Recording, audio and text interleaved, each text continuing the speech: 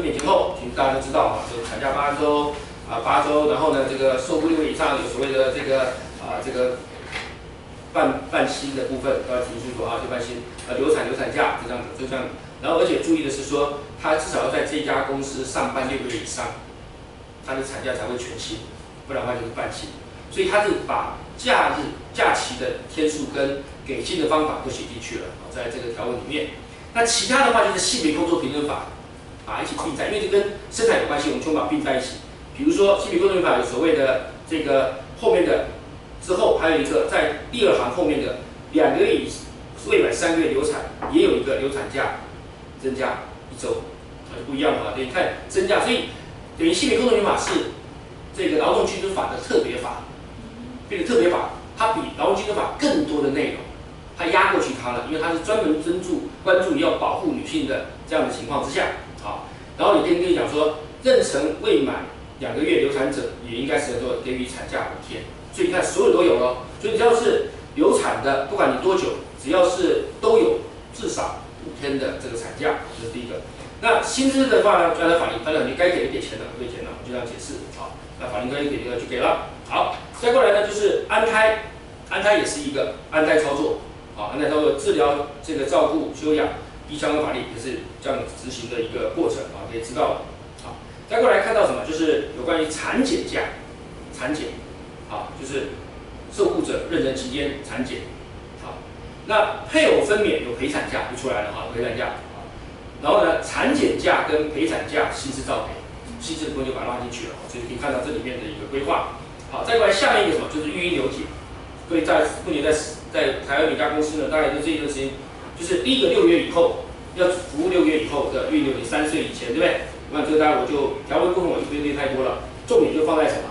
就是申请的资格，还有多久之内，3岁之内，2年，对不对？不要超过2年啊。那每一个起算点不一样，从最小的小孩子开始起算啊。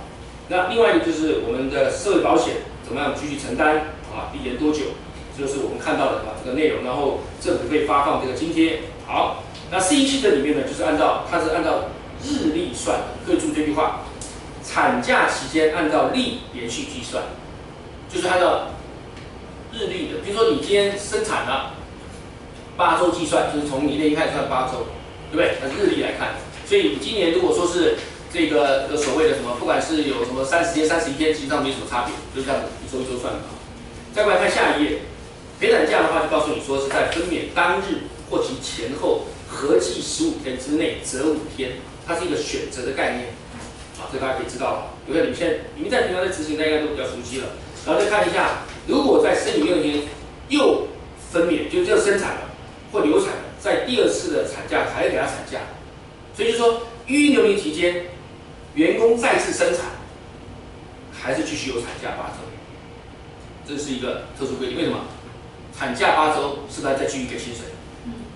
对啊，就是增加支出的哦。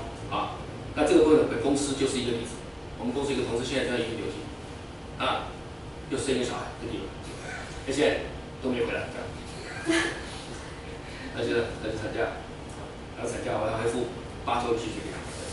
再过来，哺乳时间就是所谓的不需要工作，但是要给钱的时间。不用回来，还是要给他钱。就是产假期间，因为他有生产的事实，育婴留停在我们台湾的保护是非常多的。所以他已经育婴留停，然后他是有生产案，所以产假再把钱给他。对，产假期间薪水给他，因为产假要给薪水的。那留停是没有钱嘛，所以对，收第2段时间就要给钱。对，就是因为他生产，所以大家都会在这时候继续生活，他鼓励生产，知道吗？这个目的是这样想。鼓励生产对，好吗？就是我们只要给他补他那薪资，那他的那些留停状态都不用管他，就是那些什么保险都不用管他，只是要再给他产假的薪资。那留停的时间要往后挪吗？那看他要不要再申请了，因为第一个他会到期了嘛，然后他继续申请第2个。如果他第1个还没有到期，他可以就是说，我就往后再多延8周，然后再请第2个。对。所以他可以中断他留停的期间。是啊，很过瘾吧？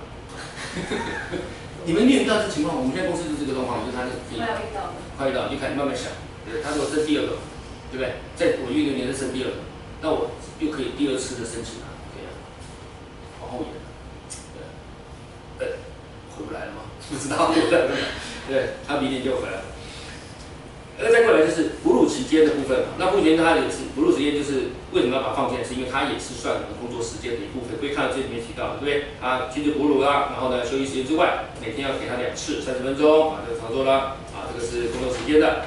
未满的，那后面就是我们就比功能把它盖过去了哈。基本功能现在用基本功能码喽，原来各位是1岁嘛，它现在是未满2岁，可以把它做一个区隔，好不好？基本功能法比优于劳基法注意这句话在第15页，大概把它做个比较。优于劳基法的规定，对不对？然后变成是2岁，2岁以内都可以哺乳啦。然后呢，告诉你是60分钟了，不是那30分钟了，变60分钟了哈。然后如果说你正常时间还要加，你的延长工作时间的话再加这是不一样的概念啊。